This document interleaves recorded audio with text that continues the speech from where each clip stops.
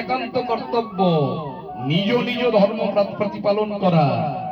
আমরা কি করি, অনেক সময় অন্য ধর্মের প্রতি, অন্য সম্প্রদায়ের প্রতি আসক্ত হয়ে যায়। তা হবে না, স্বধর্ম আচরণ করতে হবে, তাই না? এই জন্য শ্রীমদ ভগবত গীতায়ও ভগবান বিভিন্ন উপদেশ দিয়েছেন, হ্যাঁ, যে আমরা আমাদের নিজ ধর্ম যেন একদম সম্পূর্ণভাবে প্রতিপালন করতে পারি, সম্পূর্ণরূপে। কি করতে হবে?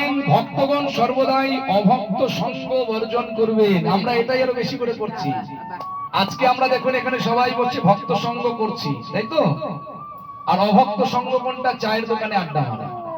যেটা মায়েরা এখানে আছেন, মায়েরা তো করেন না, মায়েরা চায়ের দোকানে জানে না, কিন্তু বাবারা সুযোগ পেলেই চায়ের দোকান আর তাসের আড্ডা, এই দুই জায়গায় বসে যান। মায়েরাও যান যেখানে জি সিনেমা হচ্ছে, স্টার জলসা হচ্ছে, সেখানে বসে পড়ে, অথবা কোথাও লুডু খেলা হচ্ছে সেখানে বসে পড়ছে। এটা হচ্ছে অভক্ত সঙ্গ।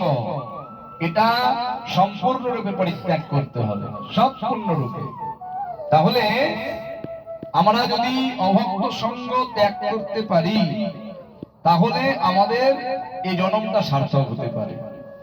পরমাত্মা সর্বব্যাপ্ত, কিন্তু যাহারা ভেদ দর্শন করে তারা কখনো অন্তরে শান্তি পায় না। পরমাত্মা আমাদের সব জীবের মধ্যে রয়েছে, সব কিছুর মধ্যে রয়েছে, কিন্তু এর মধ্যে কেউ কেউ আবার পার্থক্য করে ফেলেন, আলাদা করে ফেলেন, এই এখানে নেই, ওখানে নেই, সেখানে নেই, বলছেন তারা জীবনে কোনোদিন শান্তি লাভ করতে পারে না। কপিল দেব তার মাকে বুঝিয়ে বলছেন, সমস্ত জীবের মধ্যে ভগবান অবস্থান করেন, তাই ভক্তগণ সকল জীবগণকে শ্রদ্ধা প্রদর্শন করবে, সকল জীবকে প্রদর্শন করতে হবে। মহাপ্রভু বলেছেন, জীবমাত্রে কখনো উদ্বেগ না দিবে। মহাপ্রভুর বার্তা হচ্ছে তাই। তোমার বাড়িতে যে জীব রয়েছে, প্রাণী রয়েছে, বা যারা যাতায়াত করে, তাদেরকে কখনো তুমি এমন কোনো কথা বলবে না যে তাদের মনের মধ্যে কষ্ট হয়, মনত কষ্ট হয় তাদের। কিরকম? কারণ আপনার বাড়িতে একটা কি হয়েছে, একটা কুকুর ছানা এসেছে বা বিড়াল ছানা এসেছে, আপনি তাকে হুট হুট করে তাড়িয়ে দিতেই ব্যস্ত। তা না করে বরঞ্চ তাকে একটু কিছু খাবার দিয়ে তারপরে যদি ওকে বলেন যে যা বাবা চলে যা, দেখবেন চলে গেছে। আমরা কিন্তু এটা করতে পারি।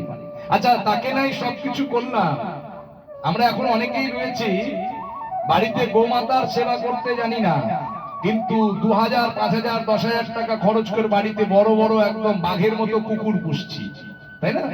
কেন পুষছি না? আমি এই যে রাত্রিবেলা করে বাইরে বিভিন্ন আত্মীয় পরিবারের বাড়িতে কুটুম্বাদি করতে যাব, ও আমার বাড়িটা পাহারা দেবে, একদম বাঘের মতো দাঁড়িয়ে আছে, কেউ বাড়িতে ঢুকতে পারবে না, চোর ডাকাত। কোনো লাভ নেই তাতে, বরঞ্চ এই অর্থ দিয়ে যদি আমি গোমাতার সেবা করতে পারতাম, আমি গোবিন্দের প্রিয়জন হতে পারতাম। গোবিন্দের প্রণাম মন্ত্রে আছে না, নম ব্রহ্মণ্য দেবায় গো ব্রাহ্মণ হিতায় চ জগৎ হিতায় শ্রীকৃষ্ণায় গোবিন্দায় নমো নমঃ। গোবিন্দ হচ্ছেন গোমাতা এবং ব্রাহ্মণগণের হিতকারী। আমরা যদি জীবনে কিছু করতে পারি বা না পারি, এই দুইজনের সমাদর আগে করব, এই দুইজনকে বেশি করে ভালোবাসবো, তাহলে আমার গোবিন্দ প্রীত হবে, গোবিন্দ প্রীত হবে। এই দুজনের কখনো অসম্মান করা যাবে না। তাহলে মহাপ্রভু বললেন, জীবমাত্রে কখনো উদ্বেগ না দেবে, তোমার কথায় যেন কোনো জীব মনে দুঃখ না পায়, আহত না হয়, ঠিক আছে? এটা আমাদের অবশ্যই মেনে চলতে হবে, কিন্তু আমরা মানতে পারি না। এখানেও দেখুন ভাগবতে বলছেন যে কখনোই কোন জীবের প্রতি, সর্বজীবে যেহেতু তিনি অধিষ্ঠান করছেন ভগবান, সকল জীবকে শ্রদ্ধা করতে হবে, কিন্তু তা কি করতে পারি? রবিবার দিন এলেই আমাদের মনে পড়ে যায় কসাইখানার কথা। এখন একাদশী হোক আর যে ব্রতই হোক না কেন, রবিবার মানে আমাকে কসাইখানায় যেতেই হবে। এটা উচিত না। ওই নিরীহ পশুদেরকে বধ করে নিয়ে আসা কখনোই উচিত নয়, কোনোভাবেই নয়। তাহলে সর্বজীবে যদি ভগবান অধিষ্ঠান করেন, তাহলে সেই জীবকে, সেই প্রাণীকে আমরা কিভাবে হত্যা করছি? উচিত হলো? এটা অনুচিত কাজ, অপরাধ করছি, পাপ করছি। জড়বাদী ব্যক্তি অতি করুণ অবস্থায় মৃত্যু বরণ করে।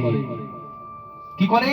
যারা জড়বাদী ব্যক্তি, তাদের অবস্থা হয়ে যায় এতটাই করুণ যে তাদেরকে সেইভাবেই মৃত্যু বরণ করতে হয়।